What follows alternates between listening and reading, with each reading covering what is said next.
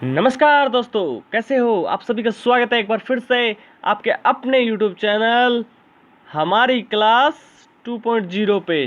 जी हाँ दोस्तों, हमने हमारा चैनल जो प्रतियोगिता परीक्षाओं की तैयारी के लिए बनाया था, उसमें हमने रीट का सिलेबस लगभग कवर करवा दिया है। राजस्थान जीके कंप्लीट करवा दिया है, मैथमेटिक्स भी कंप्लीट करवा दी है।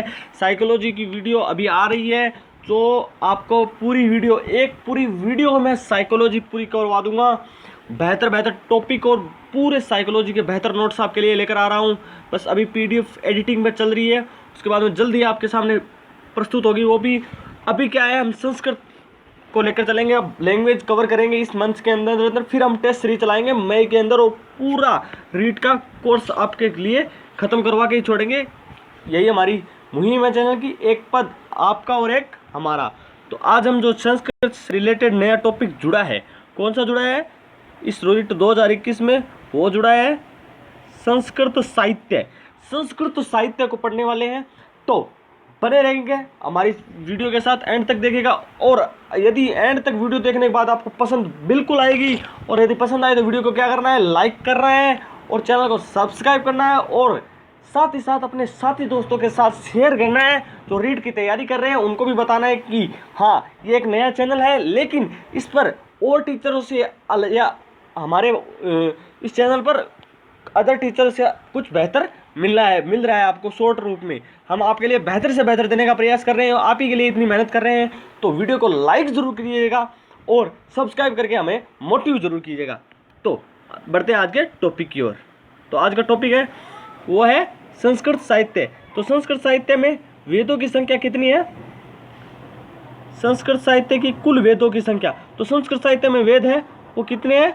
4 वेद है। कितने वेद हैं? हाँ दोस्तों, 4 वेद। संस्कृत साहित्य में 4 वेद है, और आपको बता दूं 4 तो वेद है और 4 क्या है? उपवेद है। क्या है? 4 ही उपवेद है। हाँ दोस्तों, 4 उपवेद है। अब 4 वेद कौन से हैं और 4 उपवेद कौन से? याद रखना, वेदों की संख्या भी 4 है और उपवेदों की संख्या भी 4 है। तो पहले 4 वेदों को कवर करते हैं, ठीक है? तो वेदों में देखिए 4 वेद कौन से हो गए, आपकी स्क्रीन पर आ रहे होंगे। इनको मैं बॉक्स के अंदर देखिए डिवाइड कर रहा हूं। ये देखिए 4 वेद है आपके सामने। पहला है ऋग्वेद। कौन सा वेद है? ऋग्वेद। दूसरा है यजुर्वेद। कौन सा है? यजुर्वेद। जी हाँ दोस्तों, यजुर्वेद। तीसरा है सामवेद और चौथा है अर्थवेद। ठीक है, या कवर हो गए ऋग्वेद, यजुर्वेद, सामवेद और अर्थवेद। अब देखते हैं 4 उपवेद है वो कौन से हैं। जी हाँ दोस्तों, 4 उपवेद है वो कौन से होने वाले हैं आपके। तो ये देखिए 4 उपवेद है, वो है आयुर्वेद, धनुर्वेद, गंधर्ववेद और अर्थवेद। आयुर्वेद, धनुर्वेद, गंधर्ववेद और अर्थवेद। जी हाँ दोस्तों, वेदों की संख्या है वो 4 है। ऋग्वेद, यजुर्वेद, सामवेद, अर्थवेद, और उपवेद है वो भी 4 है, आयुर्वेद, धनुर्वेद, गंधर्ववेद और अर्थवेद। आगे बढ़ते हैं, वेदांग। इसमें क्या आगे संस्कृत साहित्य में बात की गई है? वेदांग की। किसकी बात की है? जी हाँ दोस्तों, वेदांग की बात की गई है। और वेदांग की संख्या कितनी है? जी हाँ दोस्तों, वेदांग की संख्या है वो है 6। कितने वेदांग है? 6 वेदांग है। जी हाँ दोस्तों, कितने वेदांग है? 6 वेदांग है। और वो 6 वेदांग कौन से हैं वो देखेंगे आज हम। तो 6 वेदांग आपके समक्ष है, सामने है। पहला है, इसमें पहला वेदांग है वो है शिक्षा। कौन सा है? शिक्षा। शिक्षा यानी कि नाक या घ्राण।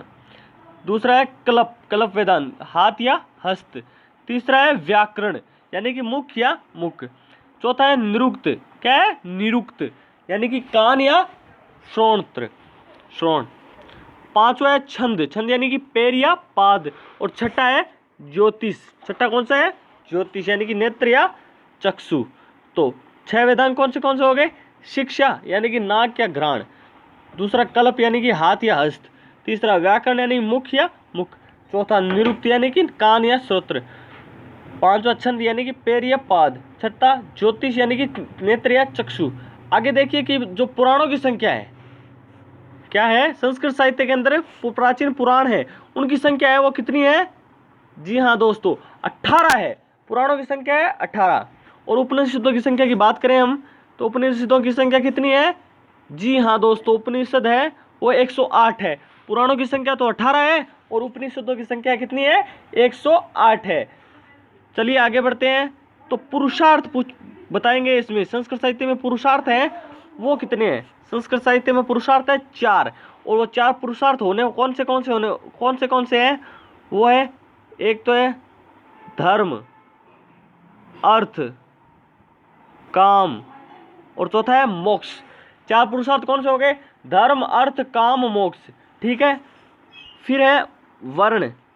वर्ण कितने हैं? वर्ण भी 4 है, पुरुषार्थ भी 4 है, धर्म, अर्थ, काम, मोक्ष, और वर्ण भी 4 है। वो है ब्राह्मण, क्षत्रिय, वैश्य और शूद्र। ये 4 वर्ण है। ब्राह्मण, क्षत्रिय, वैश्य और शूद्र 4 वर्ण है। जी हाँ दोस्तों। और आश्रम कितने? आश्रम भी 4 है। पहला है ब्रह्मचार्य, दूसरा है गृहस्थ, तीसरा है वानप्रस्थ और चौथा है संन्यास आश्रम। जी हाँ दोस्तों, कंफ्यूज बिल्कुल भी नहीं होना है। पुरुषार्थ 4 है, धर्म, अर्थ, काम, मोक्ष। धर्म, अर्थ, काम, मोक्ष, ये तो 4 क्या है? पुरुषार्थ है। और वर्ण है वो भी 4 है। वो कौन कौन से हैं? ब्राह्मण, क्षत्रिय, वैश्य और शूद्र। सिंपल सी ट्रिक से याद करना है कि पुरुषार्थ कितने? 4, धर्म, अर्थ, काम, मोक्ष। और वर्ण कितने? 4, ब्राह्मण, क्षत्रिय, वैश्य, शूद्र। और आश्रम कितने? 4, ब्रह्मचार्य, गृहस्थ, वानप्रस्थ और संन्यास आश्रम। अब देखिए जो ऋण है वो ऋण कितने प्रकार के होते हैं? तो ऋण है वो है 3 ऋण है। को पहला कौन सा हो गया? पहला है इसमें पितृ ऋण, दूसरा है ऋषि ऋण और तीसरा है देव ऋण। ऋण है 3, पितृ ऋण, ऋषि ऋण और देव ऋण। ठीक है, आगे बढ़ते हैं। अब आगे इसमें बताया गया है कि महायज्ञ। संस्कृत साहित्य में महायज्ञ कितने हैं? 5 महायज्ञ। पहला है ऋषि, दूसरा है देव, तीसरा है बलि या भूत, चौथा है नृ या तिथि और 5वां है पितृ। एक बार फिर से रिपीट कर देता हूं दोस्तों। पहला महायज्ञ है वो है ऋषि, देव, तीसरा भूत या बलि, चौथा नृ या अतिथि और 5वां है पितृ। आगे देखिए, इसमें आगे बताया गया है गत्यम कितने हैं संस्कृत साहित्य में? जी हाँ दोस्तों, गत्यम भी 5 है। अब 5 कौन से? दुग्धम, दधी यानी कि दही, घृत यानी कि घी, मूत्रम और गोमयम यानी कि गोबर। गत्यम कितने हैं? 5, दुग्धम, दही, घृतम, मूत्रम और गोमयम। ठीक है, आगे देखिए इसमें विवाह के प्रकार कितने बताए गए संस्कृत साहित्य में? विवाह के प्रकार है वो दोस्तों 8 प्रकार बताएंगे। विवाह के कितने प्रकार बताएंगे? 8 प्रकार बताएंगे। इसमें पहला है ब्रह्म, दूसरा है देव, तीसरा है आश्रय, चौथा है प्रजापत्य, 5वां है असुर, छठा है गांधर्व और 7वां है राक्षस और 8वां है पेशाद। ब्रह्म, देव, आर्ष, प्रजापत्य, असुर, गांधर्व, राक्षस और पेशाद, ये 8 विवाह के प्रकार बताए गए। अब आगे हम बात करेंगे वो है 16 संस्कारों के बारे में। किसके बारे में? जी हाँ दोस्तों, 16 संस्कार कौन से होते हैं अपने संस्कार होते हैं वो कौन से होते हैं? तो इसमें पहला है वो है गर्भाधान, दूसरा है पुष्पन, तीसरा है सीमांतोन्नयन, चौथा है जातकर्म, 5वां है नामकरण, छठा है निष्क्रमण, 7वां है अन्नप्राशन, 8वां है चूड़ाकर्म, 9वां है कर्णवेद, 10वां है विद्यारंभ, 11वां है उपनयन संस्कार और 12वां है वेदारंभ, 13वां है केशांत, 14वां है समावर्तन और 15वां है विवाह और 16वां है अंत्येष्टि। जी हाँ दोस्तों, एक बार फिर से रिपीट कर देता हूँ। संस्कार 16 है। पहला है गर्भाधान, दूसरा है पुष्पन, तीसरा है सीमांतोन्नयन, चौथा है जातकर्म, 5वां है नामकरण, छठा है निष्क्रमण, 7वां है अन्नप्राशन, 8वां है चूड़ाकर्म, 9वां है कर्णवेद, 10वां है विद्यारंभ, 11वां है उपनयन, 12वां है वेदारंभ, 13वां है केशांत, 14वां है समावर्तन, 15वां है विवाह और 16वां है अंत्येष्टि। तो ये थे हमारे 16 संस्कार। आगे देखते हैं। आगे हैं जो संस्कृत साहित्य के महान कवि या महान महापुरुष हुए या विद्वान हुए, वो है हमारे वाल्मीकि जी। कौन से? वाल्मीकि जी, जिन्होंने क्या की थी? रामायण की रचना की थी। जी हाँ दोस्तों, वो क्या है? उनको उपाधि मिली हुई है। किन की उपाधि मिली हुई है? आदि कवि। आदि कवि यानी कि HTET की रचना किसकी की थी? इन्होंने रचना की थी रामायण। इसे आदि महाकाव्य कहते हैं। किसको कहते हैं? रामायण को। रामायण में कितने 1000 श्लोक है, तो रामायण में पूछा जाए तो 24,000 श्लोक है, 7 कांड है। कितने कांड है रामायण में? 7। कौन कौन सा? बाल कांड, अयोध्या कांड, अरण्य कांड, किष्किंधा कांड, सुंदर कांड, युद्ध कांड और उत्तर कांड। तो ये तो थे महान साहित्यकार। कौन थे? वाल्मीकि। अब आगे देखते हैं, वो आगे आए हमारे वेद व्यास जी। कौन है? पहले तो बात की थी वाल्मीकि जी की, अब है संस्कृत साहित्य में वेद व्यास। इनको किसकी उपाधि मिली हुई है?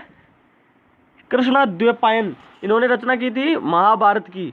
महाभारत में 18 पर्व है। महाभारत में 1 लाख श्लोक है। कितने हैं? 1 लाख। महाभारत के 6 पर्व हैं। भीष्म पर्व में श्रीमद् भागवत गीता का वर्णन है। श्रीमद् भागवत गीता में कितने श्लोक है? 700 श्लोक है। याद रखना, 700 श्लोक है। हाँ दोस्तों, आगे चलते हैं। आगे है कालिदास। कौन है? आगे है कालिदास। जी हाँ दोस्तों, कालिदास महान साहित्यकार हुए हैं संस्कृत के। इनको किसकी उपाधि मिली है? दीप शाखा और कवि कुलगुरु की शाखा उपाधि मिली है। इन्होंने रचनाएं कौन सी की है? इन्होंने रचनाएं की है महाकाव्य, नाटक और गीति काव्य गाए हैं। महाकाव्य कौन से है? रघुवंशम और कुमार संभव। याद रखना, रघुवंशम और कुमार संभव। नाटक कौन से है? विज्ञान शकुंतलम, मालवा, विश्व अग्निमित्रम, विक्रमो वंश्यम। और जो गीति काव्य है वो है मेघदूत और ऋतु संहार। ठीक है, आप वीडियो के यहाँ तक आए हैं तो वीडियो को जरूर लाइक कीजिए ताकि हमें मोटिव मिल सके और हम आपके लिए बेहतर से बेहतर इसी प्रकार संस्कृत के या और भी रीड से रिलेटेड टॉपिक्स की वीडियो लाते रहें, और इससे आपका नॉलेज बढ़ेगा और पेपर की एक तैयारी करने की स्ट्रेटजी बनी रहेगी। तो दबा के लाइक और शेयर ठोक दीजिए।